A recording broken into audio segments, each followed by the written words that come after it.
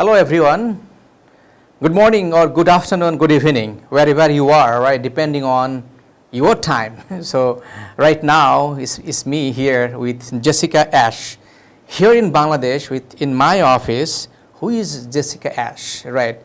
Let me tell you, right, we met actually a couple of years back for the conference or the summit we did for the next generation leaders in Bangladesh. That's in back 2020 during the pandemic, right? We had nothing to do, probably I had nothing to do, and then I was organizing summit, let me put it that way. And then we came across many people from many part of the world. And here it is now today physically here in Bangladesh and in my office, and we are talking in person. Who is Jessica Ashe? She is Assistant Director for the John W. Altman Institute for Entrepreneurship. That belongs to former School of Business from Miami University in Ohio, USA, United States of America. All right, so, and we're here for having bilateral conversation for the mutual benefits, and also it can benefit you, right? And that's what we're talking about. Hello, Jessica, how are you? Great, Kamrul, how are you? I'm good. How do you feel? Unfold why you're here and what's going on, what's happening. Well, first of all, it's great to finally see you in person after so long. Right. My pleasure and privilege. So I came to Dhaka to speak on solutions to corruption at the individual, institutional, and governmental levels. And then I'm here to see you to talk about how we can get students involved in social entrepreneurship, creativity and innovation, and to see what kind of partnerships and bilateral agreements we can come up with. Absolutely. So when it comes about entrepreneurship, I think then it comes the very impressive idea, I would say, the social entrepreneurship, how a social problem could be solved within the social context, Absolutely. but business into it, right?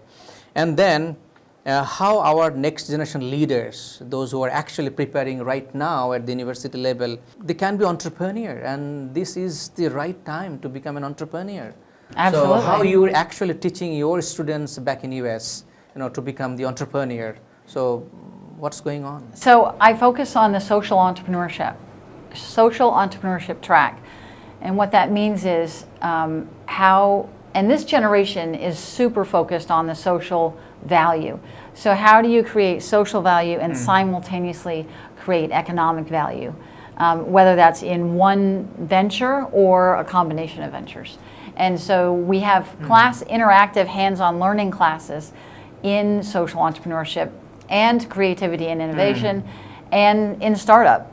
And in those classes, students engage in activities where they do things that enable them to learn.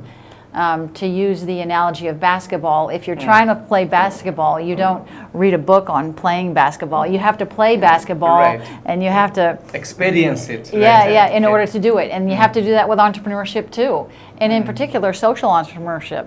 It's messy. How do you measure it? How do you measure impact? Right, yeah. So the change of lives, right? Right. So let's talk about, you're talking about the innovation and also into this world, we're talking about the digitalization, and then also the borderless, boundaryless, this world we are living it right now. So how actually US students, particularly from your part of the world, how they are actually seeing this innovation and globalization and technology integration to their life and going beyond, preparing themselves? So we found that a lot of students have kind of been separated from their natural sense of creativity. Your classes, we actually have a class on creativity, and it wakes up that center of the brain where you think outside the box and don't go straight to some kind of solution, but sit in the ideation phase a little bit longer and kind of wake up their creativity. And it's not just tech. Although, we get a lot of students who say, oh, I want to make an app for that. And then we're like, okay, you want to make an app, but why is your app going to be different than any other app that nobody wants to download? So, in fact, right now our creativity students are working with FCC Cincinnati, which is a really exciting innovation. In Cincinnati, we have our own professional soccer team and stadium. So the creative solution that they're working on for them has to do with fans. And what is it the fans are looking for that would drive them to actually come to the stadium? Oh, okay. And how do you use social marketing to drive that? Okay, interesting, Yeah. interesting. So, innovation, that means how we can innovate out of nowhere, Right. out of nothing, right? And solving the acute problem. So that is the creating demand, right? That's what we're talking Yes, about. right. So let's talk about the importance of being innovative for us as a human being. How actually we can trigger the inner innovative power to the outer world, solving a real problem. So what's the process actually you would suggest and you'd do and you follow? Well, what you made me think of, Kamrul, was the fact that there's so much that's not working in the world right now. Correct. And we need this innovation to make the social change and as well the economic change in so many parts of the world. And so I'm thinking immediately about the need for innovation, but not just in the economic area, it's also social. And so we just had Startup Weekend. And what the students did was they went through a phase of ideation, and they had exercises on pick two words, coaching and life. Okay, now make a product. Okay. And pitch it. Okay. And so just random ideas. Right. And making sense out of it, right? yes, yes, yes. So that's just one example of an exercise that helps wake up that innovative spirit that can help drive change here. You have said a very good word, spirit. So do you think that the core of who we are, right? Ultimately, we are human beings. We have the creativity, right? We all have do. the creative senses. We have the creative faculty, which is imagination, and this is boundaryless. Correct. And this is we can tap into that power of abundance. So, but in today's world, we come to see the AI, artificial intelligence, and we are afraid of, how or what is going to happen, to us of human being into the future. How do you see the role of, social entrepreneurs or these young fellows, to prepare themselves for the world of AI? That's the external world, and the world of emotional intelligence or intelligence system. Should we be afraid of thinking AI, or we should be delighted? Oh, we should be delighted by AI. I mean, it has so many opportunities for us. I've got one founder who has designed in AI an entirely new socioeconomic system called Procon Flow. He wants to test how it could possibly reduce corruption to almost 0%, less than 1% through AI. Okay. The reduction of vast majority of corruption. That's just one example. And then I have another AI founder who's working on healthcare solutions. So I think that the field of AI, in terms of its impact on humanity, could be awesome. There are also lots of metaverses out there that that can be built for fun. So no, I'm not afraid of AI. Okay. So absolutely, we should not be afraid of what the world is actually coming up in front of us, how it is unfolding or expanding in front of us layer by layer. So because we have the imagination, we have the creativity, we have the center here, right? Now the question is, how are you getting ready? Isn't it? So how are we actually facing it or wanting to face it? If you can talk about, accepting these challenges of the world, because the world seems very chaotic right at this moment and going forward. Yeah, so if COVID taught us anything, Kamrul, it's that the need for adaptation is there. Correct. Not only is the need for adaptation there, it's inside of us naturally. Correct. And the world is always changing, and I think it's a paradox that one of man's greatest fears is change, and the only constant in life is that change. Correct. So we're always adapting and we're always overcoming. And one of the concepts that I thought about in COVID is if you stay in the sphere of worry or concern, then you're just afraid. Correct. But if and you then it's not activating from within, right? Exactly, The innovation and exactly. creativity. yeah, the Right. abundance mindset isn't there Right. when you're afraid and worried. Right. And But- stressed. Yeah, but if you tap into and you refocus your mind to your area, your circle of influence. And so I told the students that they wanted to take a year off. I said, why would you take a year off? What are you going to do? Travel the world in COVID? I don't think so. Right. And then I'd say, you just think you're going to play video games and be scared, right? And so I said, no, just study, because you can do it. If you focus on what you can do, that reduces your fear and increases your own abilities. Correct. You said a very important word, which is change and uncertainty. So looking back into the past couple of years, I would say 2020, 21, and then 22 is actually almost 3 years. So do you sense kind of new kind of uncertainty we're actually embarking upon? I think some people, I know a lot of people were saying, I just can't wait for life to go back to normal. And I would say, you do know we're never going back, Yeah. right? And there will And be should not. Right, we should not and we Yeah. cannot. And so for me, I don't have uncertainty. I have known for a long time that it is a hybrid world now. Correct. And that's for the better. Yeah. You know, Boundaryless. yeah, exactly. And it's us that put those boundaries on. Correct. Our cultures kind of put blinders on to the rest of the world or other religions. And then once we take those blinders off, we realize that there's a lot more that we can do. Yeah. So that means the uncertainty or the change is not the issue.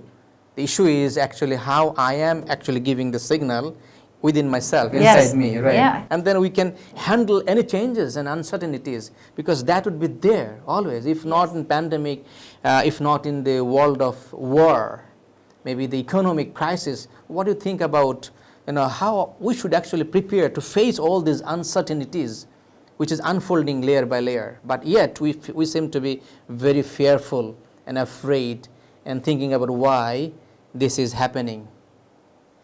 Well, do you have any easy questions? So when you're talking about fear and war, I'm going to start with the fear part. Right. When I'm afraid, I try to get out of that, and I usually will go do some yoga to center myself. Okay. But then move to a place of love and abundance. Oh, wow. And then I think the next generation is far more socially minded on a broader scale necessarily than our generation. We had a lot of magnets that were very interested in personal, individual gratification and wealth. That individualistic is, in the U.S. there are a lot of CEOs, CIOs that are taking a lot of hits for that. But I don't think this generation has that problem. I think this generation is naturally socially minded. And I know a lot of students are out there doing socially good. And in fact, they refuse to not do it. And I think traditional things, right? Refuse not to do it the traditional way of doing and thinking. No, they refuse to not do socially good things. Okay. And they're environmentally safe straws. They're concerned about the war in a different way than necessarily we would have been 30 years ago. And like I've got one guy who invented a water filter, John DeYoung of Vivo Blue. Okay. He just took 2,000 water filters to Ukraine. Oh, okay. And he delivered them to the Ukrainian army. Wow. I'm just going to go solve a problem. Right. And I think that. You also brought one in Bangladesh, I think, or something. Yes, I bought some. Okay. I had a mission here, and I brought more with me. Okay. If the cyclone will go away, we're going to deliver some more water filters to Chittagong. But anyway, my point is, I think the younger generations are naturally socially minded, and they refuse to not be socially minded. That was what I meant. And so they're naturally creating solutions to social and economic problems together. They're not saying things like, well, first I have to make $3 million and then I can do something good. No. Right. Yeah. Right now you do socially good and economic good Correct. together. So right now, do wherever you are. Yes. Right. Do it now rather Yeah. than postponing it or keeping it for next and next day. I was thinking, well, just a very good point. If you can do it next day, you can do it today. Right. And if you can do it today, you can do it now. Right? We could get on an airplane to Ukraine right now and go deliver water filters. Correct. So nothing is actually, deferring or postponing. This is one kind of, preparing to fail if we postpone it and keep it for future, right? Okay, well, we got so many things to talk and discuss, right? And one last question is, looking into the U.S. point of view, the generations, how they're unfolding, what would you like to say as an experience for us, our generation here in Bangladesh, the next generation? So to the youth of Bangladesh? Correct, yeah. Wow. I would like to say that inside each person is the ability naturally to solve local problems. You don't have to rely on any government institution. Correct. You have the ability to solve problems locally. You just have to have courage to get out there and do it. Wow, amazing. Courage, confidence, and locally, wherever you are, right? So first, let us build the courage and confidence, which is actually the inner world, which is the home of us. Right. A lot of us, we tend to forget our inner home, and we look outward. What would you say to them? I would say that concerning yourself with the opinions of others is an absolute waste of time. And that if you're not like someone else, that's a good thing. If you're not the same eye color, not the same hair color, not the same, women waste so much time on not being the right body size, whatever that is. So I would say if you focus on what your unique value proposition is inside of you, the world isn't about and I learned this as a female, that I used to think that the leader was that guy over there. And then I gradually realized that, oh, I'm a leader in my own way. And what leadership looks like inside of me and around me is very different from what leadership looks like out of you. Correct. Yeah. And so I would say to each of you that your own version of leadership is in there, and you don't have to copy someone else. Not only that, you should not copy someone else, because you were designed to solve something else, and that's why you're a little bit different, and that's a good thing. Absolutely. So being different is good, right? You have something significant, something different, which is not only the fingerprint, not only the eye print, but also your unique ability, what you said. Right. Uniqueness, and that we need to let flourish. We need to bring it out. Another component of that is that, I'm an educator, and so I love education, but you don't actually need it. Skills are great to get if you can afford it. Correct. But you can get those skills wherever you are, like whether it's working in a dime store. And so don't feel less than if you don't have access to some higher education. You have the skills inside of you, and don't let a lack of education stop you from solving problems locally. You have experience seeing many things in your life. So what would be one realization you want to transfer it to this generation, the one thing which can shift, dramatize the effect of current reality, which is kind of, I am in my comfort zone, I am having difficulties, I cannot get it, so many things I want, versus how can I create my desired life based on your real life experience? What is the one thing that you would want to suggest and reflect? The realization that we are each the creators of our life, and that if we're making excuses or we're saying, oh, that's so-and-so's fault, stop yourself from doing that. Because, by the time you're 22, it's not your mom's fault. It's not your dad's fault. You are the active creator of your life. And I learned that the hard way. In the hardest moments of my life, I had people saying, how did you get yourself into that situation? And I was like, it was somebody else's fault. But no, you're creating your life even when it's not what you want it to be. But in there is the power. If you have made a mistake, that mistake only exists to learn from. And you know, instead of carrying your mistakes up here, put them under your feet and use them as a stepping stool to climb above them. But don't make excuses. Just keep trying to move in the right direction. Absolutely. Well, thank you, Jessica. I cannot thank you enough for bringing up this in front of us, because a lot of us, we actually, you know, shouldering many things, and then we're struggling, and then we want to actually run towards a dream.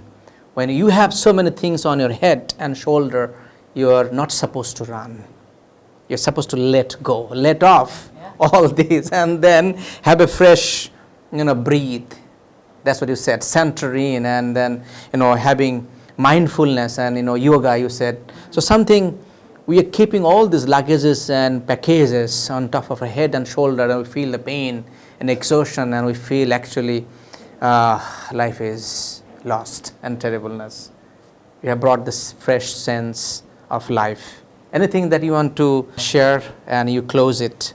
I want to thank you for taking your time during your busy schedule in a very short trip in Bangladesh. I look forward, you know, next trip me in at your university. Oh, I'm really excited. Yeah, I really want to say that I'm excited to see what gets fleshed out from this partnership, and all of the opportunities that we create for students globally. That's what I'd like to say. Globally, not local, right? Thank you. Yes. Currently, we are having global, you know, partnership. Together, we can solve. Together, we can create. From anything, from social entrepreneurship to innovation to solving big problems to small problems to your inside problem. It doesn't matter, but come out of it and accept the world as it is and accept who you are. And then you will see the miraculous things happening out of you. Thank you. Thank you, Kamrul. Nice to be here. Thank you.